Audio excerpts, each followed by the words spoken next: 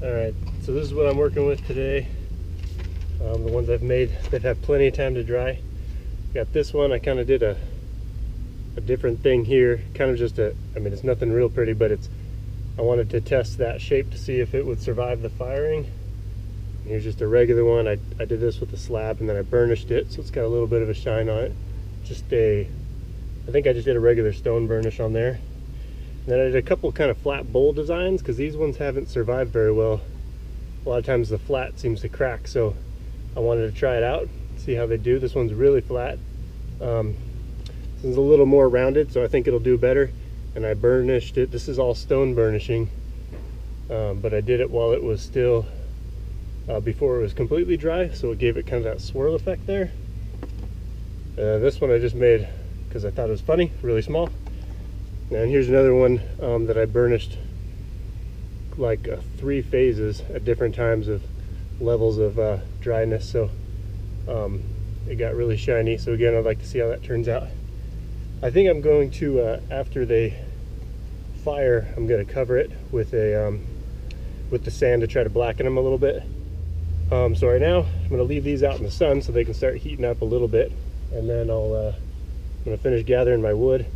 I busted up a table, and I'm going to gather some more wood and then dig a pit, and we'll get things going.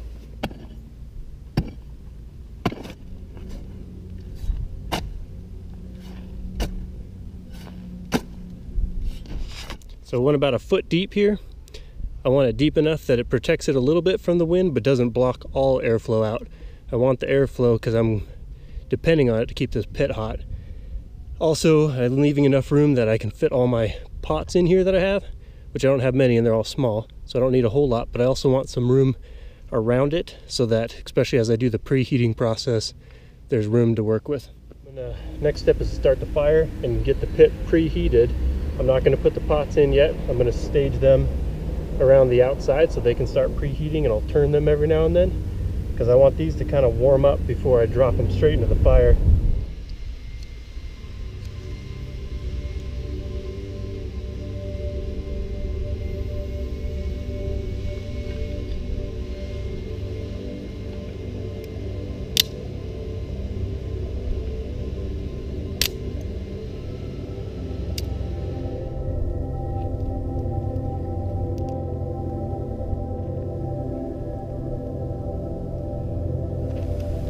Alright, so I got the pit preheating, and I'm rotating these every now and then, trying to help them to preheat too so they're not in too much shock when they go in the fire. And once this burns down, I'll go to the next phase.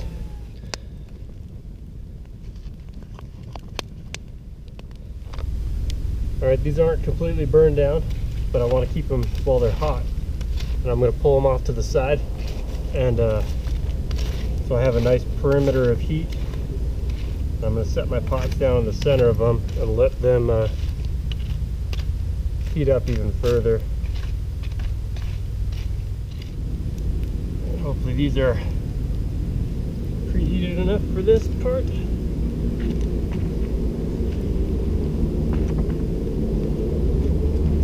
Because it's hot down there. Yeah.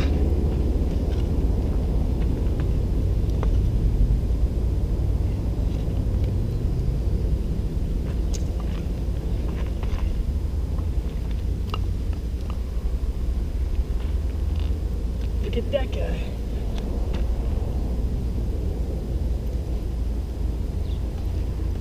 The idea here is that there's heat all around them, and they can get a nice even heat to come up the temperature before I expose them to the even hotter heats. Once I'm ready to put some wood on, I'm going to position these the way that I want them, like if I want them on their side or whatever, and then I'm going to build the fire around the perimeter and then start to close it in over the top. That way I have a little bit of burn here to help these further preheat, and then I'll bring them up to full temperature by stacking the wood on. So the only thing I'm thinking here as far as positioning, like the part that's lowest, a lot of times is going to get buried the most and is going to like suffocate during the process, and will take on more of that smoke color, which I think is kind of cool. So I kind of position them so that they'll do what I want, kind of thing, sort of, but you never really know what's going to happen. So what I'm going to do now is I'm going to put wood around here to build up the fire so that it starts to heat up a little bit, just a little bit, and then I'll start laying more wood on. I'm going to lay the heavier stuff down first, and then the lighter stuff on top. It'll take a little longer to start burning that way, but it'll prevent the heavy pieces from dropping down and breaking my pots as the fire burns. So that's the plan.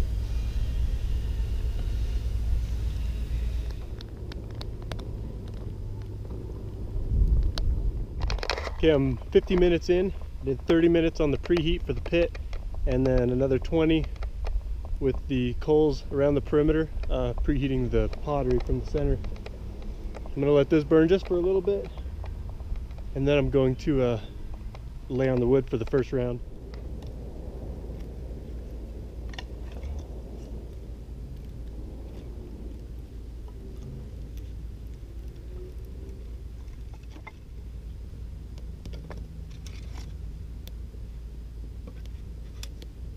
Okay, this is the first round of firing. Gonna let this burn until it's getting down to the coals, and then I'll build it up again.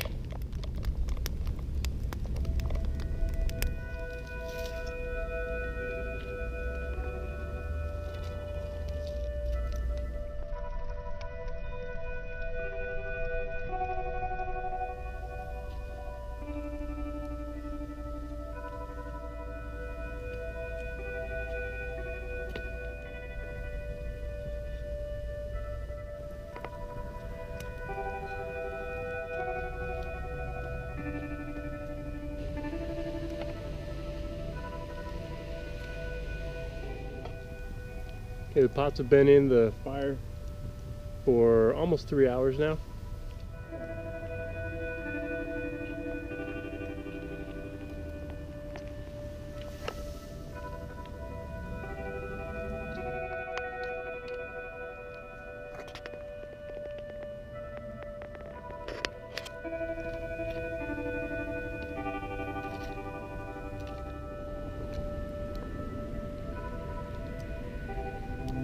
So this is my last pile of wood I'm putting on. I'm going to let this burn all the way down, and then I'm actually going to cover it back up with some of this sand once it's down to coals, and just try to get some of that blackened effect. Last time I didn't cover it, so I want to do it this time.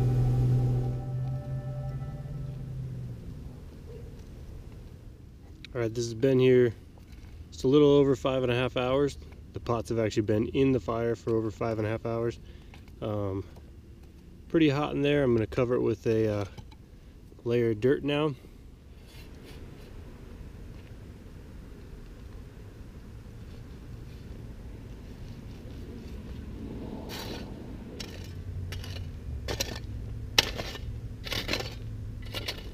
Still feel that heat coming up. So I'm going to leave this here till tomorrow morning, and then I'll uncover it.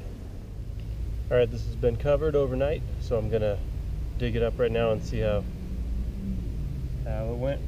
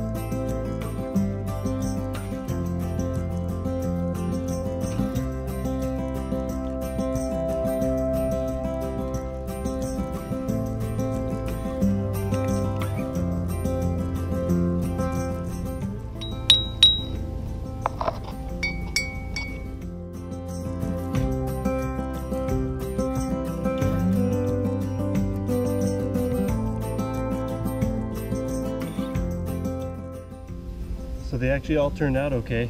I didn't get any cracks. I was actually surprised that this one survived with those pieces, and even my my flat one that I was worried about did good. And they got a nice ring to them, so I think I had them in long enough, and covering them definitely helped prolong the cooking time, which is nice. Also, by burying them, they took on this more of a gray color, which is kind of neat. I think if you want them to get black, you have to put some kind of something over there, either like some green vegetation, or I think some people use like manure, things like that, to get it nice and smoky, and then you bury it as it's smoking good, and that's what gets it really black. So I might try that sometime.